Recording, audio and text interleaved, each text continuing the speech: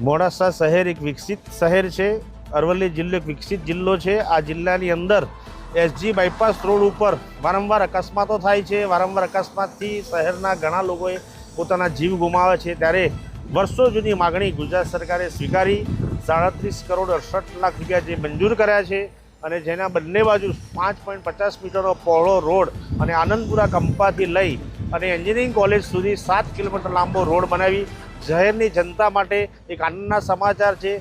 આ રોડ બનવાથી હોસ્પિટલો, આજુબાજુની સોસાયટીઓના તમામ રહીશોને કોઈપણ જાતના અકસ્માતનો ભોગ નહીં બને. આના માટે ગુજરાત રાજ્યના મુખ્યમંત્રી શ્રી ભૂપેન્દ્ર પટેલનો જેટલો આભાર માનીએ એટલો ઓછો છે. અસ્તુ.